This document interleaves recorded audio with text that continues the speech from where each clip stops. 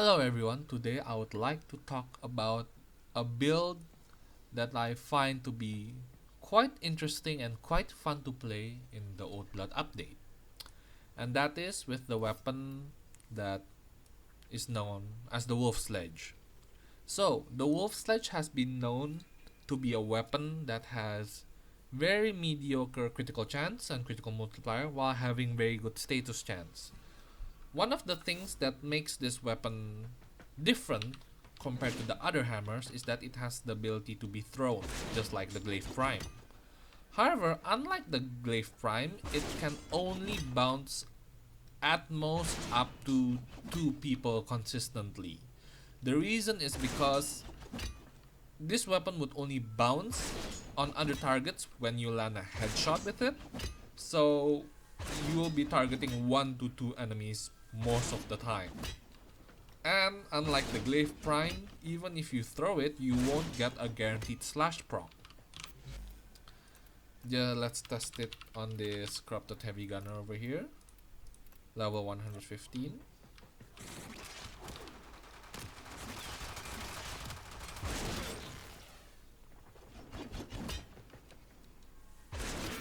As you can see, the damage is very underwhelming. So why would you use this weapon? Now, that is what I would like to demonstrate to you in regards to the build.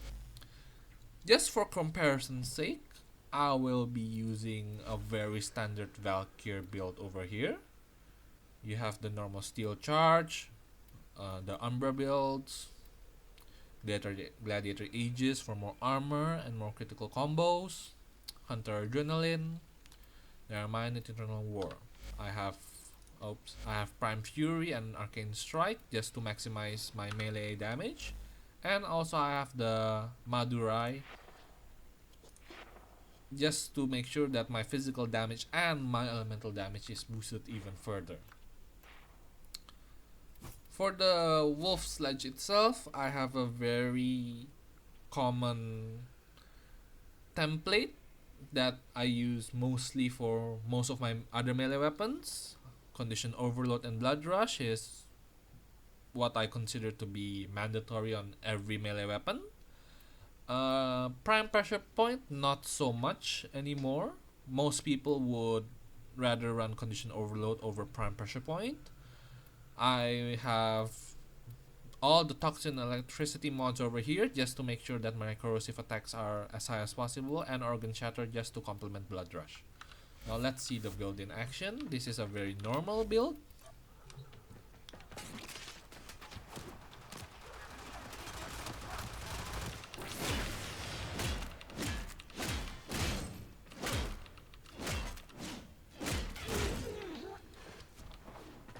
Not a problem. Let's just spawn in more corrupted heavy gunners just to show you how it would normally function against a lot of enemies.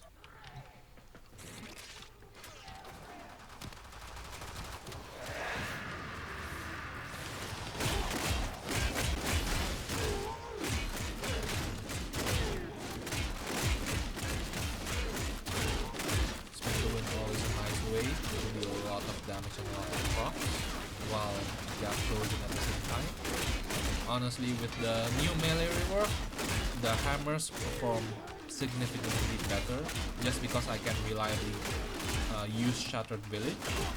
So in the past, Shattered Village could be comboed infinitely as long as you know when to press the attack and hold the attack button. However, once you reach a certain threshold of attack speed, it becomes basically impossible for you to be able to chain it properly just because of how tight the timing is. However, with the new update, it becomes significantly easier.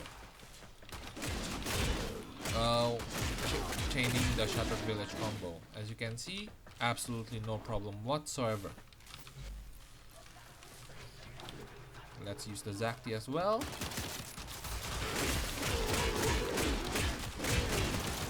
All the enemies just disappear.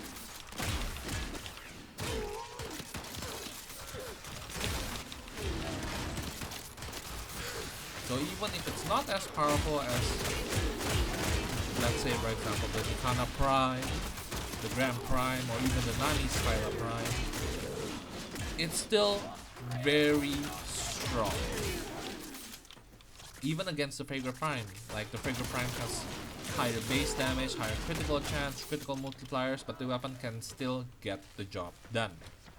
So, I'll just spawn this one more time and show you this.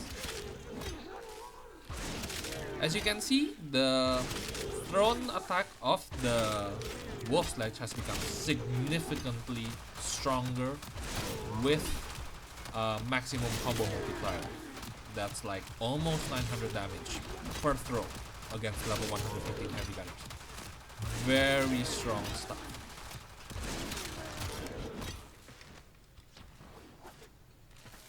Now,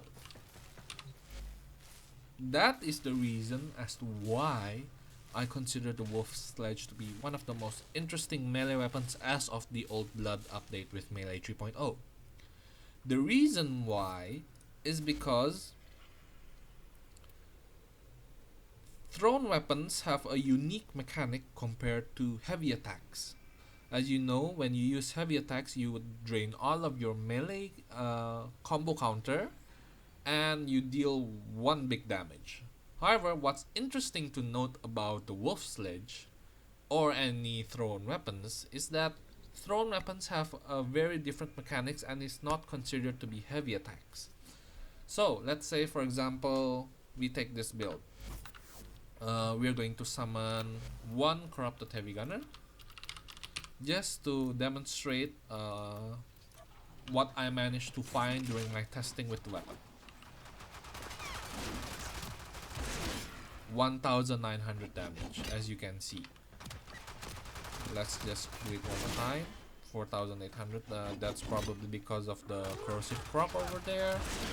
2400. So as you can see, the damage is very small.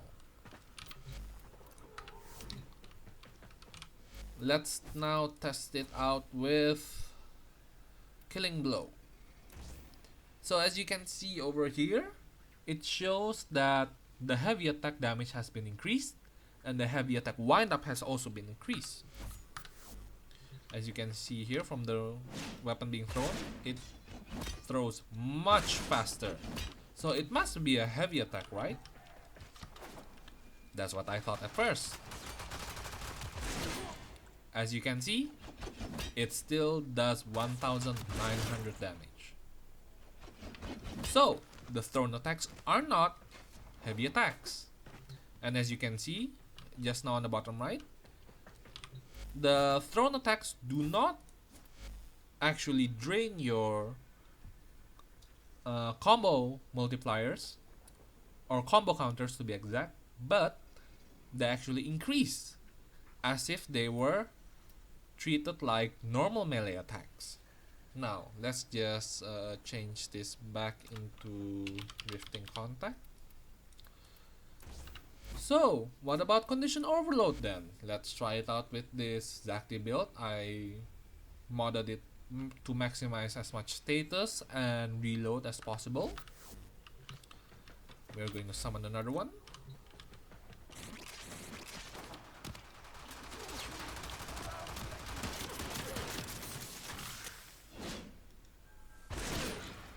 It still did 1900 damage. That doesn't make any sense, right? So, as you can see, as demonstrated, what we know about thrown attacks is that it's not considered to be a heavy attack. It increases your combo counter, and it's not affected by Condition Overload. It is, however, affected by Prime Pressure Point.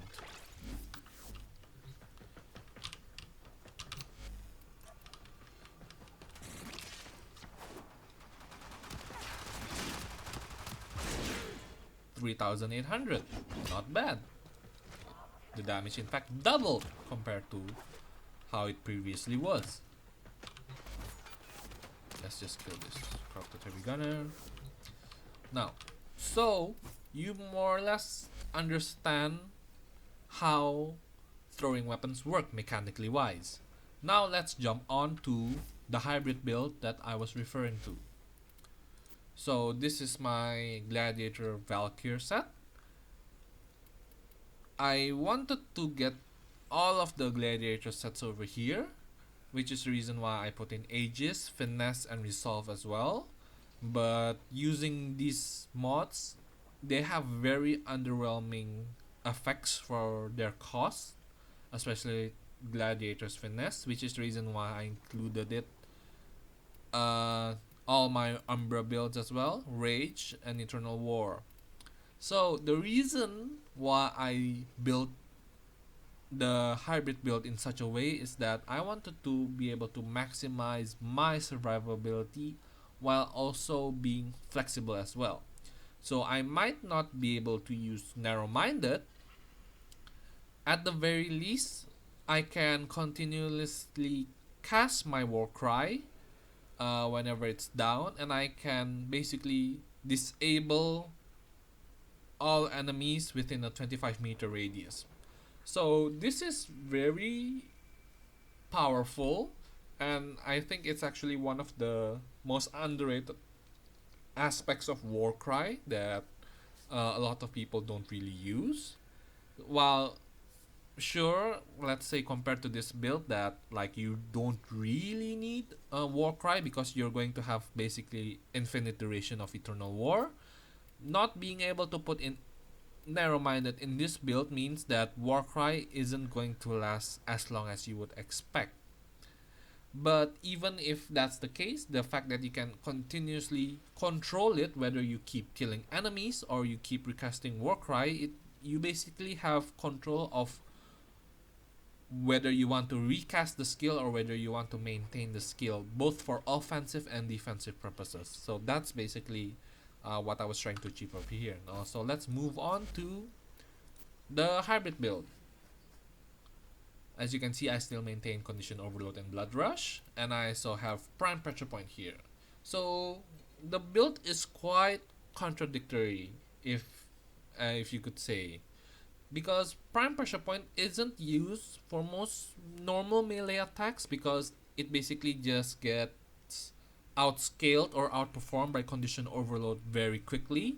So people would often just use other mods instead of Prime Pressure Point, but the reason why I included it in the first place is because I wanted to have the flexibility of being able to throw the hammer.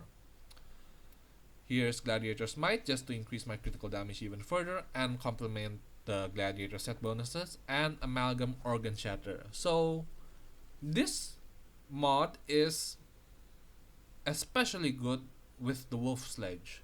So you basically only lose 5% critical damage while significantly increasing the wind-up for throwing your hammer, which is the reason why I'm using it in the first place. I still have Voltaic Strike and Drifting Contact here just to make sure that my status is still at an adequate level to be able to continuously proc Condition Overload.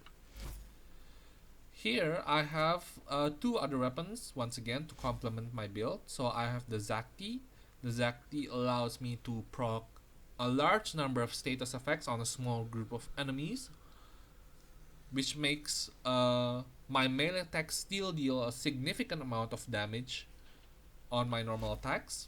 And also I have this status build Ignis Wraith. I use Amalgam Serration just to increase my movement speed. And the reason why I'm building the mods in such a way is, let's take a look.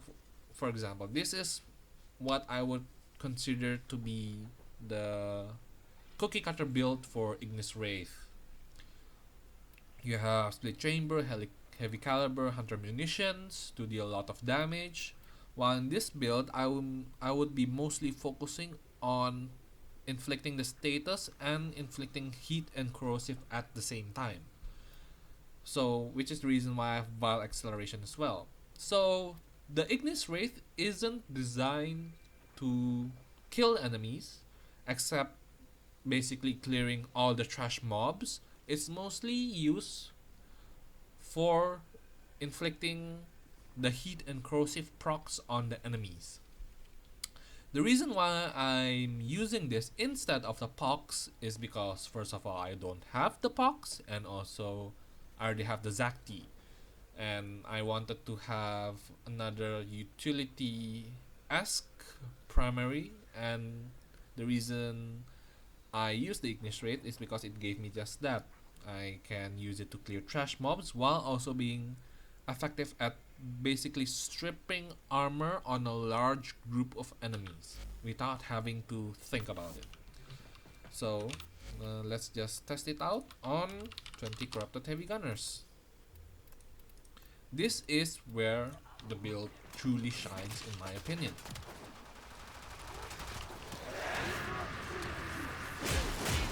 As you can see, the damage really isn't that good compared to your standard cookie cutter condition overload build with max damage. It takes quite a while before you can accumulate enough damage for it to be actually reach a lethal state. So while early on the weapon might not be very strong, once it starts scaling to 12 times combo multipliers, you can start seeing those red crits flying around.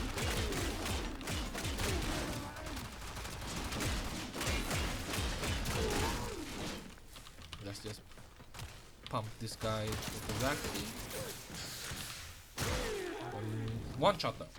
So it's still very strong, not a problem. Now this is where the build starts to get interesting. Wow. 1 million throwing damage. Assuming you get the red crit. So this build becomes very, very strong once you reach that 12 times combo multiplier. Just to show you that this doesn't really significantly affect you. See, the damage still isn't very impressive. Now, here is the damage you would deal normally. Here is what would happen if you use the Ignis Wraith. Oh my god.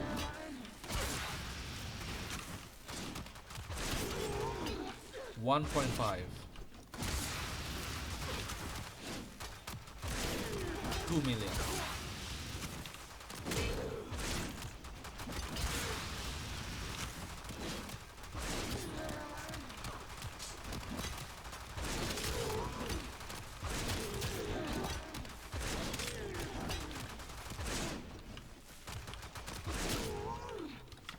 So yeah, the Ignis Wraith is very powerful when used in conjunction with the Wolf Sledge.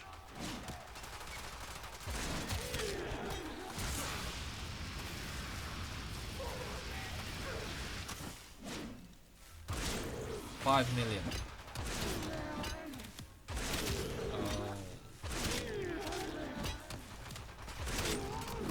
6 million.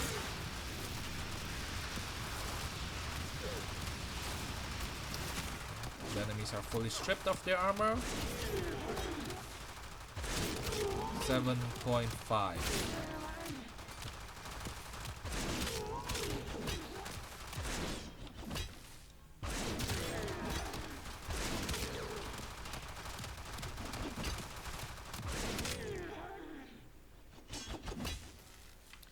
So that's basically how the build would act and would perform in a normal mission. It's true that you can deal a lot of damage with the Zakti and the Ignis Wraith, and it does have a very slow startup, but what I would recommend is, if you are fighting early on, it's best for you to accumulate a decent amount of combo counter first, just to make sure that you start ramping out your combo counter so it starts to deal a significant amount of damage. So the reason is because once your combo multiplier starts to get too high, you would start one-shotting of the small mobs, and it would be quite difficult for you to get any decent combo multipliers because your damage is too high unless you're fighting, let's say, for example, survival infested. In that case, then you can just feel free to spam your Zakti and your Ignis Wraith in conjunction with your Wolf Sledge to take advantage of that condition overload. But yeah, this is basically how I would prefer to play the Wolf Sledge. Again, Amalgam Organ Shatter. So even though the weapon does not benefit from, uh, let's say, the melee heavy attack, bonus damage, etc., just being able to fit in a critical damage and being able to throw the weapon faster makes it much more enjoyable to play because you don't really have any downtime to say when throwing it, and also because the wind up for the throwing or the heavy attacks aren't really affected by your attack speed at the very least in regards to throwing.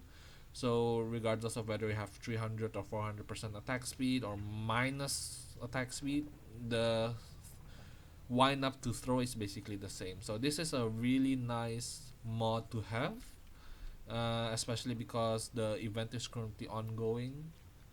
So this build might not be the strongest, but this is how I would prefer to play the Wolf Sledge and why I consider the Wolf Sledge to be one of the most interesting weapons in the Old Blood and Melee 3.0 update.